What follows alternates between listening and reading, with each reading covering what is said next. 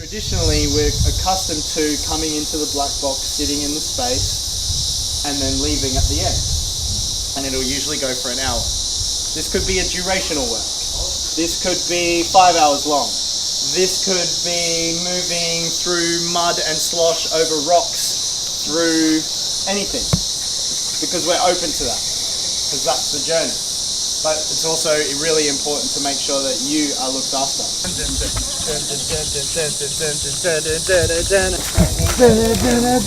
Great. And you can relax. Say hello to the camera guy. Hi. Down.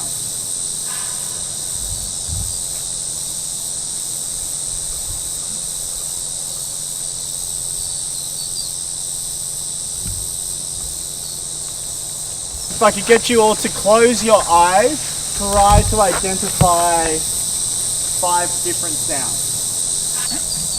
And I want you to imagine that some grand director has choreographed all of these sounds specifically for this moment, for this one-off site-specific performance. Who can tell me 5 sounds they heard? Yes. Birds, traffic, you walking, someone coughing, and the cicadas. Okay, yeah. Cicada. 5 different cicadas. I said cicada. So the cicadas are in major, yeah? They're our major sound. Yeah. And what's our underlying ones that we're also finding? Traffic, bird, breathing, my instructions. Yeah?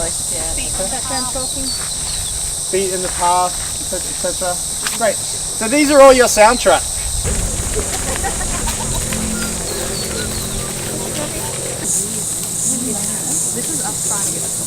How do we make this not just a 2-dimensional, pretty space, but actually something that's in the show? Use the trees as props. We use it. We have someone up there, we have cars, we play some sounds in there. Absolutely. Pardon? Some fireworks on. Yeah. Put a boat in it. So we're using depth of field. Use cars for your lighting. We can use cars for lighting. There we go. Let's sink it out. Quick. Thank you for coming to my show. It's a real pleasure to see you. And then I would maybe swim across. Wow. I'll run around. Both work. Wet conditions. Where do we put our audience? On the couch. On the couches? In the round. In the round? In the round on the ground? In the round on If we're the ground. In the round on the ground? Sounds profound.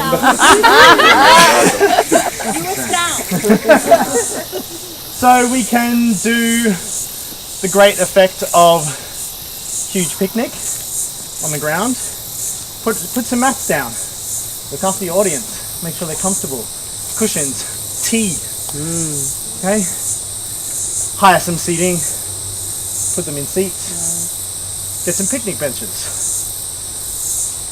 They could possibly stand. Where do we collect tickets? Who needs tickets? Digitally? Yeah. But let's say logistically, we just want to make sure that everyone's here, they're ticked off, etc., etc. Okay, where is that? The rid, where the rid happened. Where the rid happened, yeah? Or if people are coming from the car park, it could be in those trees there. They could travel by raft, absolutely. We'll just put a ticket person there at the bottleneck. Bottlenecks are really good. You could also combine the ticketing in with the journey. They collect tickets there and they have to get in a boat across. So just have a bit of a play. Get into a group of maybe 3 or 4 and feel free to kind of have a look at it and place a few people to just see what that could look like in that space. The good thing about a tunnel is it's such a linear space and you can only get into it from 2 directions, so it limits the performance and it limits the approach. So I don't know. Our tunnel is slightly bigger than that. Slightly bigger. Well, how about, look, like all the best directors, they would never ask somebody to do something they wouldn't do themselves. No. How about you pop out into the lake there and show us your plan? Yeah. I like emerge. Yeah. Like the lady of the lake. Yes, absolutely. I think the lake is so strong. Yeah. Like, you know, Well, we're creating Shakespeare's Globe in the Tempest. Club seating, or standing, like you would normally at the Globe, and then for the free tickets, you get those massive suits, and you have to create the water and all that kind of stuff. beautiful. And then that's the island up there, and that's actually the really expensive seats because they get proper seats and shelter if it rains or if it's sunny. Love it. There you go. I love it. You're thinking about ticketing, You got the economics of it. And literally what you'd call an immersive project. So has each of you got a tadpole that you collected at the point just in there? Oh, you didn't take the little... Okay. So you've come in this way. Maybe there was some sort of exchange, like a tadpole or some frog spawn. So what we're going to do is build a jetty here, and there will be a number of gondolas or boats that are fairly stable that can take maybe 4 or 5 people. It's going to be for a small audience of maybe about 20, and the audience actually will be in the boats with that focus down there and going towards that, but the gondolas actually will be singing gondolas, and so there will be a certain amount of music that happens. We're not quite sure how text based it is yet, but there'll definitely be some sort of natural soundscape, and I think that's enough. Great. Alright, who wants a ticket to see that show? Oh my gosh, it's so beautiful. Let's head over this way. So basically we were just kind of really drawn to the bridge and the little hole and the kind of possibilities with that. Have some picnic rugs and things like that, maybe some chairs behind as an option. And like have this beautiful kind of view through here. We thought about as well, I think another group mentioned some people popping out through the little hole and making it a kind of, fun little adventure. We also chatted about, we were talking about the beautiful kind of layering of looking through the trees that are hanging over, and there was talk about actually putting a few little lights in those, like fairy lights and things, if it was going to be in the evening. So what is one of the strongest images from this space? The water. The water? Yeah. That tunnel? I think the tunnel, Yeah. So it's a line of sight. It's really strong, and a couple of groups have identified it. So that's really useful to know that there are, depending on, I don't know, some people say, oh, that's too easy. I like to think of it, it's almost a missed opportunity if you don't. So like we've got the tunnel and we've got the water as these kind of big things. And then we've got things like the coming through the bush. Stuff like that, which will be a really beautiful surprise for your audience. And I think Claire was also talking about moving these so that they're all in a little mountain. Things like that, which this space isn't set. So let's move it to however we want. So Scott, I was thinking too, like you've got the tunnel, but you don't have to have somebody in it, right? You could put a speaker in there, or you could shine a light through it or something. Yeah. And use it in a different way. Absolutely. And I think also the car lights was a really unique way of lighting a space. Where our synapses are firing from this stimulating space, if we look at it through these lenses of, where do we frame it? Yeah. And then bending that frame, kind of cracking that frame open, and then where do we situate our audience, our players and performers, and how do we use that space in a unique way, especially depth, because that's one of the great opportunities of outside. Let's see more places. And keep your lens open. So there's obviously a natural congregation of the audience just to view the architecture that's been put there. What's our beginning, middle, and end of this journey? Little girl loves. Someone's got to die. Come on.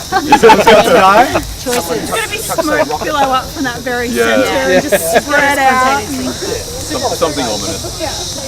It's your journey through life.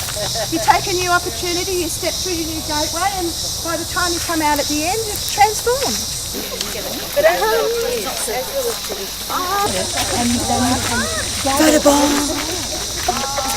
Work out again space, a place where the audience would be, I would just have a bit of a provocation of maybe think of an alternative to, and my audience sits here and this is where the stage goes. Have a consideration for, does the show start down there and the audience waits for it to march towards them? Does everybody emerge from the bathroom? Or is the kitchen going full pelt as the audience arrives and everyone's offered tea? How do you interact with your audience? How do you immerse them in this world? And how do you use the space in a way that just extends from the come and sit and watch and then the show ends and you leave? And we've gone and buried parts of the story that you're going to create amongst the field. So we all give you a shovel and you have to work in different teams, and as you discover the rocks with the story written on it, that's the way the story is structured that you actually then end up performing. And we'd also put a timer on it of how many minutes in between you have to find each item, and if you don't, you get shot with a paintball gun. I would go to that show. That sounds brilliant. Who wants to buy tickets to that show? Oh my gosh! Volunteer shoot paintball. Yeah! Requires everyone to go under the building. Requires everyone to go under the building. It's not that hard, but it's kind of critical. Come on. 2018 is now cancelled.